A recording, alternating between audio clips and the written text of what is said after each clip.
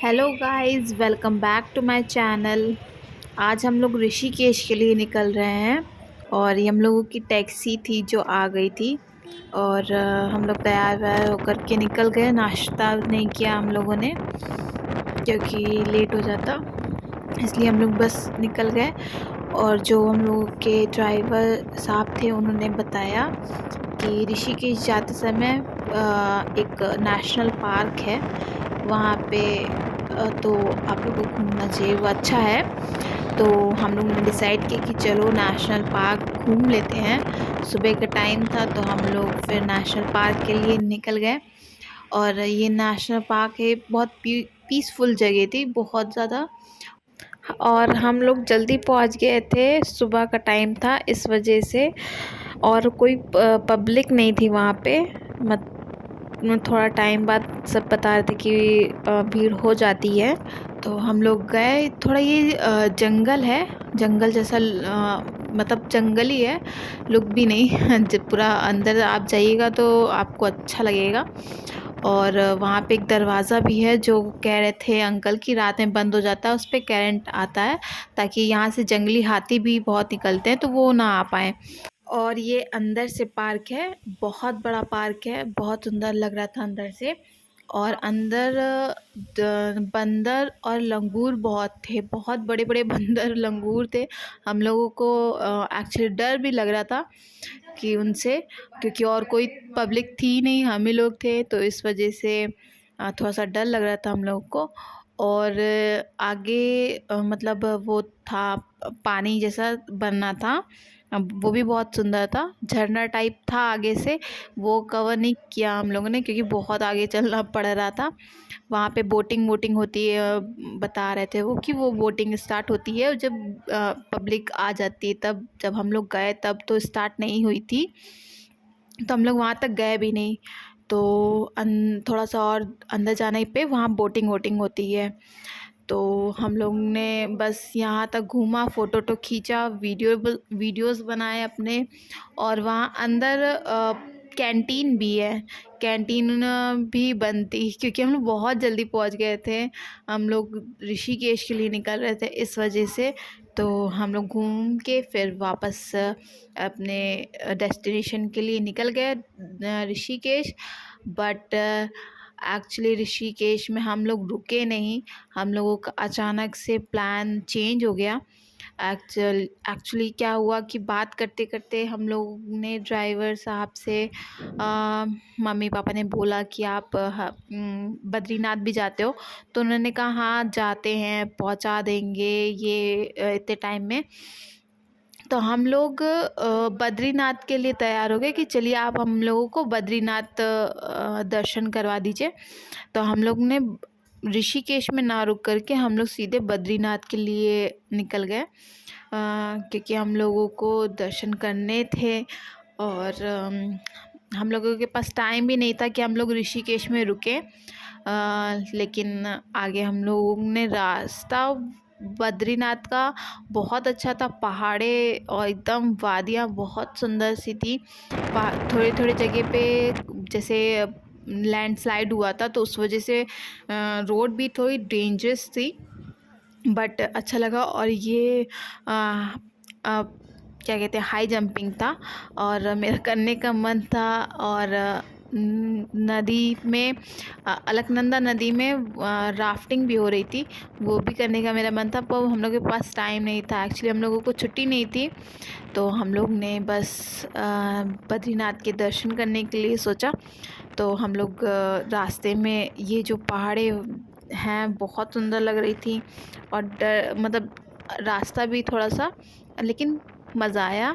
और पूरा रास्ते में पहाड़ बहुत अच्छे थे, झरने भी थे कहीं कहीं पे। थोड़ा लैंडस्लाइड की वजह से रोड थोड़ी सी मतलब डेंजरस थी। और कहीं कहीं पे रोड इतनी ज़्यादा मतलब ख़राब थी कि वो वन वे था। और मतलब वन वे मतलब जब एक गाड़ी आ रही हो तो उस पे और कोई गाड़ी नहीं जा सकती। तो या तो वो फिर एक बार में आएगी या तो एक बार में जाएगी। जैसे हम लोग जा रहे थे तो वहाँ के जब टैक्सी आ रही थी तो हम लोग रुके हुए थे कि टैक्सी निकल जाए देन हम लोग जाएं। तो इस वजह से भी रास्ता वन वे था लैंडस्लाइड की वजह से, जिस पे मतलब थोड़ी रोड पुरानी भी थी उस वजह से भी। और ये संगम है भागीरथी और अलकनंदा का, नदियों का।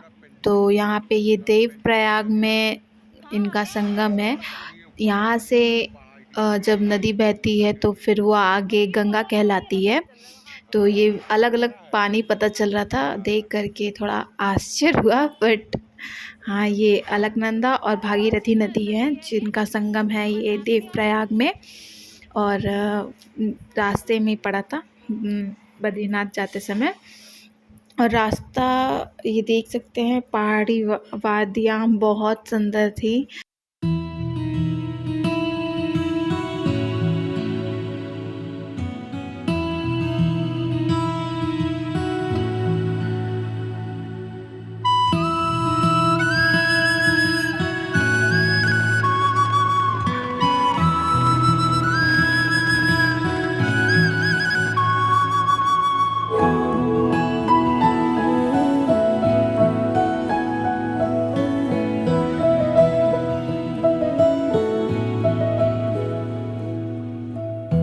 रास्ते तो बहुत अच्छे थे, लेकिन लैंडस्लाइड की वजह से कहीं कहीं पे थोड़े से ख़राब हो गए थे।